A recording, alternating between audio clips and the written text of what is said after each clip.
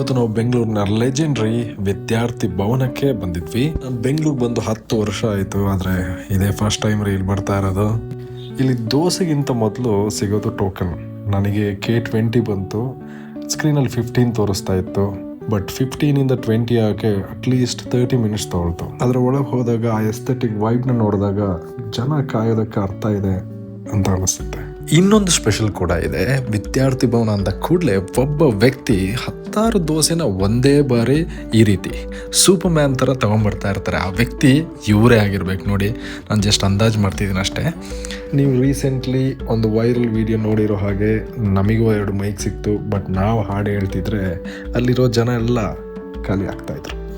ಇಲ್ಲಿ ಮಸಾಲೆ ದೋಸೆ ಅಂದರೆ ದೋಸೆಗೆ ತುಪ್ಪ ಹಾಕೋದಲ್ಲ, ತುಪ್ಪಕ್ಕೆ ದೋಸೆ ಹಾಕಿದ ರೀತಿ ಇರುತ್ತೆ. ಇಡ್ಲಿ ಸಿಗಲಿಲ್ಲ, ಆದರೆ ಸಾಂಬಾರು ಕೊಟ್ಟರು, ರುಚಿಯಾಗಿತ್ತು. ಇತ್ತೀಚೆಗೆ ಟ್ರೆಂಡ್ ಆಗಿರೋಂಥ ತುಪ್ಪದ ದೋಸೆ, ಸ್ಪೆಷಲಿ ರಾಮೇಶ್ವರಂ ಕೆಫೆಯಲ್ಲಿ ನೋಡಿರ್ತೀವಿ.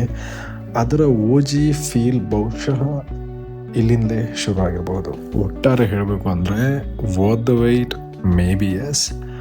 Worth starving for, definitely no. ಹೊಟ್ಟೆ ತುಂಬ ಹಸ್ತಿದ್ರೆ ದಯವಿಟ್ಟು ಬರಬೇಡಿ. ಟೇಸ್ಟು ಚೆನ್ನಾಗೇ ಇದೆ, ನೋ ಕಂಪ್ಲೇಂಟ್ಸ್. ಬೆಂಗಳೂರಿಗೆ ಬಂದರೆ ಒಮ್ಮೆ ಟ್ರೈ ಮಾಡಿ, ಆಮೇಲೆ ನಿಮಗೂ ರೀಲ್ ಹಾಕೋಕ್ಕೆ ಕಾಂಟೆಂಟ್ ರೆಡಿ.